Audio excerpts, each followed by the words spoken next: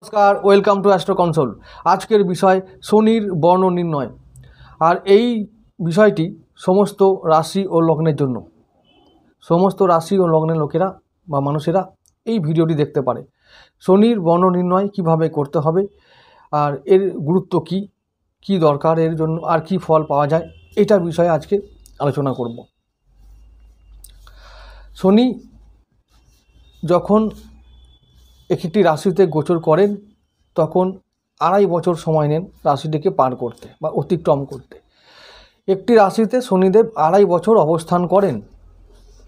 ওই 2.5 বছরে কি ফল পাওয়া যাবে, সেই ফলটা আমার জন্য কেমন হবে, সেটা নির্ধারণ করতে পারবো আমরা শুধু শনির বর্ণ নির্ণয় করলেই। তো আজকে আমি জ্যোতিষের গুরুত্বপূর্ণ একটা সূত্র তোমাদের সাথে শেয়ার করতে চলেছি। খুব গুরুত্বপূর্ণ একটা সূত্র, খুব আকর্ষণীয় একটা সূত্র, ইন্টারেস্টিং সূত্র একটা। তোমাদের খুব ভালো লাগবে সূত্রটা জানলে। মন দিয়ে ভিডিওটা শোনো।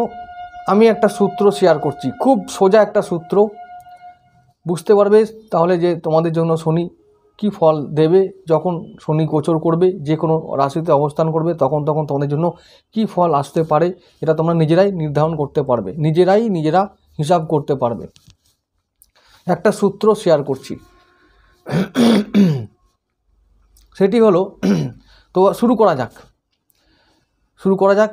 আমি আশা করি তোমরা ভিডিওটা শেষ পর্যন্ত দেখবে, সূত্রটা বুঝবে, নিজের পক্ষে বা নিজের জন্য অ্যাপ্লাই করবে। কি ফল হচ্ছে নিজের জন্য সেটা তোমরা নিজেরাই বুঝতে পারবে, এবং সেটা করে কেমন ফল হলো আমাকে কমেন্ট করে জানাবে। তো প্রথম ব্যাপারটা হলো, বলে দিই যে আমাদের জ্যোতিষশাস্ত্রে 27টি নক্ষত্র আছে। 27 নম্বর নক্ষত্র হলো রেবতী, 1 নম্বর হলো অশ্বিনী। তো 27 নম্বর নক্ষত্রের মধ্যে 24 নম্বর নক্ষত্রে শনিদেব বর্তমানে অবস্থান করছেন।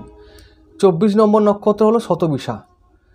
শতবিশা নক্ষত্রে শনিদেব অবস্থান করছেন, তার জন্য আমরা 24 সংখ্যাটিকে, বা ওই শতবিশার যে 24 সংখ্যা, ওটিকে আমরা নিলাম। তাহলে আমরা কি সংখ্যা পেলাম? 24 নম্বর নক্ষত্র অনুযায়ী 24 সংখ্যাটা পেলাম।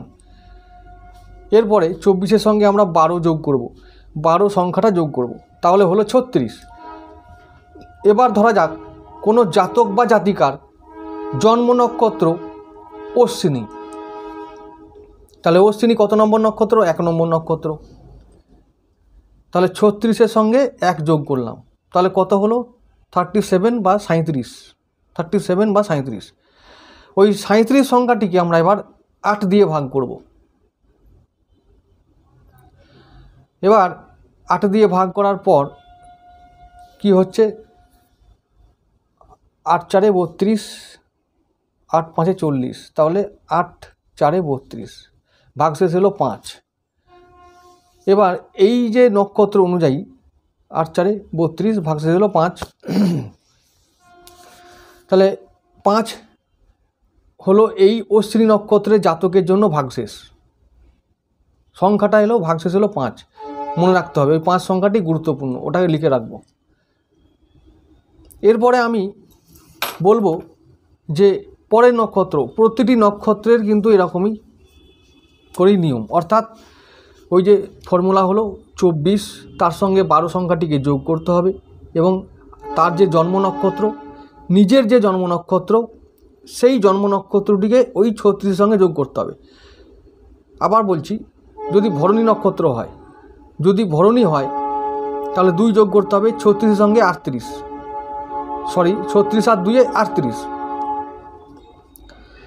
38 হলে আবার ওই 38কে 8 দিয়ে ভাগ করব, সেক্ষেত্রেও 8 4 32, তার মানে ভাগশেষ থাকছে 6।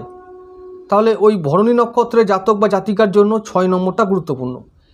এরপরে তোমরা এইভাবে তোমরা যে জন্ম নক্ষত্রের জন্ম নিয়েছো সেই নক্ষত্রগুলোকে ওই 36-এর সঙ্গে যোগ করবে, যোগ করে ভাগ করবে 8 দিয়ে। কার কার কী ভাগশেষ আসছে সেটা নোট করবে। আমি এবার বলে দেব 1 থেকে 8 পর্যন্ত ভাগশেষ যার যার হবে কি ফল দেয়। যদি কোনো জাতক বা জাতিকার ভাগশেষ হয় 1, তাহলে শনির বর্ণ হয় নীলবর্ণ এবং ফলাফল হয় অর্থনাশ। যদি কোনো জাতক জাতিকার ভাগশেষ সংখ্যা হয় 2, তাহলে শনির বর্ণ হবে কৃষ্ণবর্ণ, ফল হবে দেহপীড়া। যদি কোনো জাতক জাতিকার ভাগশেষ হয় 3, তাহলে শনির বর্ণ হবে পিঙ্গল বর্ণ এবং ফল হবে ধনলাভ। যদি ভাগশেষ 4 হয়, তাহলে শনির বর্ণ হবে লৌহবর্ণ, ফল হবে সর্বসুখ। ভাগশেষ 5 হলে শনির বর্ণ হবে তাম্রবর্ণ, ফল হবে ধনলাভ। ভাগশেষ 6 হলে শনির বর্ণ হবে ধূম্রবর্ণ, ফলাফল হবে শুভ ফল, অতীব শুভ ফল। ভাগশেষ 7 হলে পাষাণ বর্ণ হয় শনির বর্ণ এবং ফলাফল হয় অশুভ লক্ষণ। যদি ভাগশেষ 8 হয়, শনির বর্ণ আবার নীল হয় এবং সেই ক্ষেত্রে ফলাফল হয় স্বজন হারানোর শোক লাভ। তাহলে এই হলো 1 থেকে 8 পর্যন্ত ভাগশেষ এবং শনির যে বর্ণ সেই অনুযায়ী 1 থেকে 8 পর্যন্ত ভাগশেষগুলো হয় এবং শনির বর্ণ সেইভাবে নির্ধারিত হয় এবং ফলাফল কি হয় সেটাও বললাম। এটা হলো জ্যোতিষের গুরুত্বপূর্ণ একটি সূত্র এবং এই সূত্র ধরে আমরা এই যে শনি 2.5 বছর গোচর করে কোনো রাশিতে, প্রথমেই আমরা বর্ণ নির্ণয় করে বুঝতে পারবো যে এবারে কি ফল হবে। তারপর নক্ষত্রের অবস্থান দেখে আমরা বুঝতে পারি যে কি ফল লাভ হয়। তো এটা হচ্ছে প্রাথমিক একটা ফল বিচার। তো এটাও অনেকের ক্ষেত্রে কাজে লাগবে। যেমন কেউ যদি বলে শনি 2.5 বছর থাকে, শনি যদি কারোর 4th হাউসের মালিক হয় অর্থাৎ 4th ভাবের মালিক হয়, তাহলে সেই ভাবটা হলো গৃহ নির্মাণের ভাব, গৃহভাব। তো কোনো ব্যক্তির যদি এরকম হয়েছে যে অশুভ ফল লাভ হবে, শনি সেই 2.5 বছরে 4th ভাবে অবস্থান করছে, তাহলে সেই ব্যক্তির 2.5 বছর ধরে বাড়ি নির্মাণ করার কোনো কাজ করা যাবে না, অর্থাৎ বাড়ি তৈরি করা যাবে না। যদি সেই সময় সেই ব্যক্তি বাড়ি তৈরি করে, তাহলে তার গৃহে একাধিক সমস্যা হবে। বাড়ি হয়তো করতে করতে থেমে যাবে, বাস্তু দোষ হবে, আইনি যে জটিলতা সেগুলো তৈরি হবে, পাড়াপড়শির সঙ্গে গণ্ডগোল হবে,